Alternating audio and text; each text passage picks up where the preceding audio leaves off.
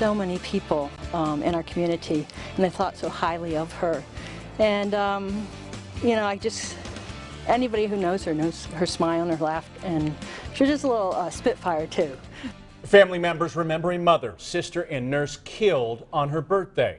Today, Geneva police told us Emily Carson was the victim of a murder-suicide over the weekend. I'm Scott Kilberry. I'm Janet Lomax. Investigators say Carson was shot on Exchange Street by 35-year-old Pedro Pacheco. Then he turned the gun on himself. Several people witnessed this and called 911. Police say this started as a domestic dispute. Today, Amanda CIAVARRI went to Geneva to learn more about Carson. She joins us live. Amanda, when something like this happens, people search for answers. Was there a history of domestic violence in this relationship?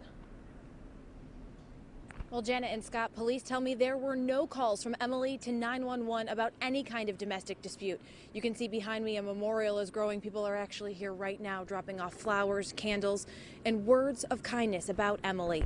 Today, I spoke to her family, and they tell me that she was a wonderful person. I was actually shocked by their ability to articulate the woman she was so close to this tragedy. And one thing's for sure, in their mind, the world won't be as bright without Emily in it.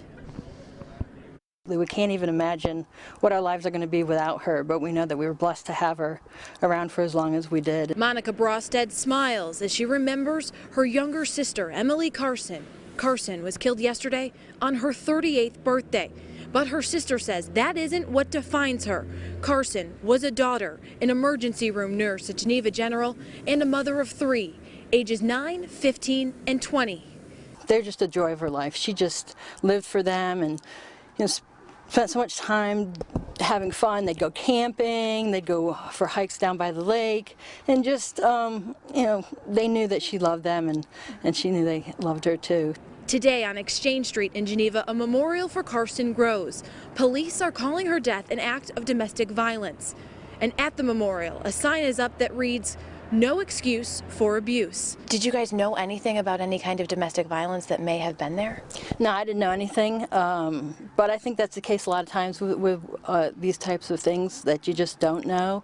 And I don't think that anybody could have expected this to happen, and I don't think she expected it to happen either. And BRASTED hopes the community remembers her sister for the way she lived. I would like them to remember that she was just the happiest, funniest, friendliest person, and really cared about everyone she encountered. Yeah, beautiful words there. Domestic violence can really happen in any community. Experts say 1 in 3 women and 1 in 4 men will be victims of domestic violence. And we want to share with you some resources in case you or someone you love is being touched by domestic violence. The Safe Harbor of the Finger Lakes is a great local resource, and the number is on your screen. You can reach them at 315-536-9654. Or you can call the Willow Group of Rochester at 222-SAFE. Janet? We see that outpouring of love for her behind you. You mentioned that she worked at the Geneva General Hospital. What are they saying this evening? Yeah, Janet, they are heartbroken by the news of her death. She actually worked there for 18 years and followed her mother's footsteps, becoming an ER nurse. The hospital released a statement that reads in part, quote, "Emily will be remembered as truly authentic, a dedicated nurse and an unwavering patient advocate. She had a contagious laugh, a warm sense of humor, incredible spirit, and deep compassion." And Janet and Scott, this is something that we've heard echoed from every single person today that knew Emily. Amanda CIAVARRI with our report tonight. Thank you.